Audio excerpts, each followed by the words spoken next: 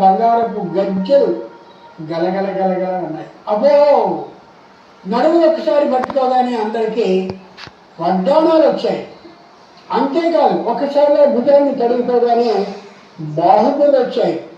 ఇక్కడ ఇలా ఇలా అనగానే కంకణాలు వచ్చాయి. ఇలా చెవుల్ని అనుకోగానే బ్రహ్మాండమైన బంగారు జూకాలు వచ్చాయి ఏర్పడేవి. అలా అయిన తర్వాత వాడు ఎంతో ఆనందపడి అమ్మా చాలా సంతోషించాను, మీ అందరికీ ఇంత ఇచ్చానుగా నాకేమిటి అని అడగరా. అంచేతనే ఆవిడ పేరేంటి? చారుమతి. కుండిన అనే నగరం. ఈ ఉండేటటువంటి దీంట్లో ఉండే ఆలోచనలన్నీ అమోఘంగా ఉన్నాయి కాబట్టి అలాంటి స్త్రీకే లక్ష్మీదేవి కల్లోకి వచ్చింది. నీకు రావచ్చు సరైనటువంటి పద్ధతిగా 10 మందిని సరైన తీరులో చూస్తూ ఉండినట్లయితే. ఈ వ్రతం అంతా చేసిన తర్వాత మొత్తం ఎవరి పురుషులు అంటే ఎవరి భక్తులు ఎవరో వాళ్ళు వాళ్ళకు సంబంధించినటువంటి యథాశక్తి వాహనాల మీద వచ్చి ఈ పిల్లలందరినీ తీసుకున్నారు. అబ్బో లక్ష్మీదేవి ఎంత గొప్పది, ఎంత చక్కగా అమ్మవారు చేసిందో, ఈ పూజలన్నింటినీ వ్రతాలన్నింటినీ చేయించిందో. అలా వాళ్ళందరూ అంటున్నారు పై సంవత్సరం మనకి మనంగా ఈ వ్రతాన్ని ఏర్పాటు చేసుకుంటూ ఎవరి నేతృత్వంలో ఈవిడ ఆధ్వర్యంలోనే చేయించుకుందాం. ఇలా ఆవిడ చేయించడం మనం చేయడం కాదు, మనం కూడా అందరికీ చేయిద్దాం అని అంటున్నారు. కాబట్టి వరలక్ష్మి వ్రతాన్ని మీరు కూడా చేయిస్తే అందరికీ వరలక్ష్మి అనుగ్రహం లభించి తీరుతుంది. ఎంత గొప్ప ఉంటది. ఆ రోజుల్లో ఎప్పుడూ కూడా పసుపు కుంకుమ కాటుక అనేవి ఎవరికి వాళ్ళు అంగళలో తెచ్చుకునేవారు కాదు. నడుము మెరుగునటువంటి పసుపు కొమ్ముల్ని ప్రత్యేకంగా ఎక్కడైతే పసుపు రైతున్నాడో అక్కడికి వెళ్ళి తెచ్చుకుని దాన్ని ఎలా ఆడించుకోవాలో తెలిసినటువంటి వారి ద్వారా ఆడించుకుని తెచ్చుకునేవారు. అది వంటల్లో వేసుకోవచ్చు, ముఖానికి రాసుకోవచ్చు.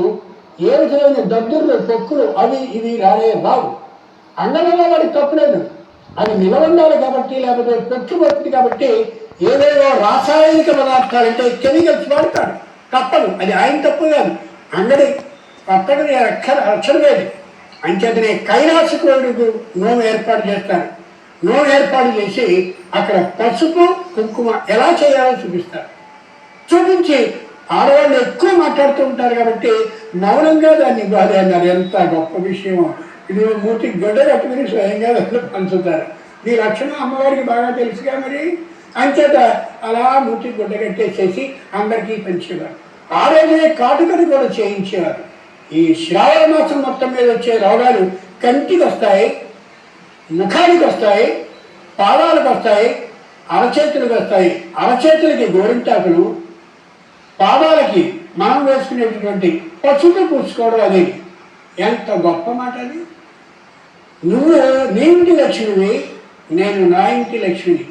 ఇందిరా ప్రతిరుందాతి ఇందిరా వై దదాతి చ ఇందిరా తారికావాభ్యాం ఇందిరాయ నమో నమః. పేరు అందమే పేరంటం అంటే. ఓ శుభనా నేను వచ్చానే అని చెప్పి కుంకుమ బొట్టు పెట్టి మళ్ళీ బొట్టు పెట్టించుకుని మా ఇంట్లో ఫలాని రోజున పేరు అనడం జరిగిందిగా అని చెప్పి అలా పిలిచారనుకోండి. నీ ఇంటి లక్ష్మి నువ్వు, నా ఇంటి లక్ష్మి నేను. మన ఇద్దరిని అలా రక్షిస్తూ ఉండేది ఈ వరలక్ష్మి. కాబట్టి ఆవిడికి నమస్కరిద్దారు. ఎదురింటి స్త్రీని లక్ష్మిగా అంత సమానంగా భావించగలిగిన శక్తి లక్షణం వరలక్ష్మి వ్రతం ద్వారా మనం నేర్చుకోవాలి. ఇలా అనేకమైన విశేషాల్లో సమయంగా ఉంటూ ఉంటుంది కాబట్టి అందుకోసం నేను ముగిస్తున్నాను. అనేకమైన విశేషాలని గమనించుకోండి. ఇవన్నీ మనం తెలుసుకుందాం, ఆచరణలో పెడదాం. అందుకోసమే భక్తి టీవీ వారు ఇంతటి శ్రద్ధ విశ్వాసాలు అమ్మవారి మీద కలిగి మన మీద అభిమానంతో ఇంత గొప్పగా చేస్తున్నారు.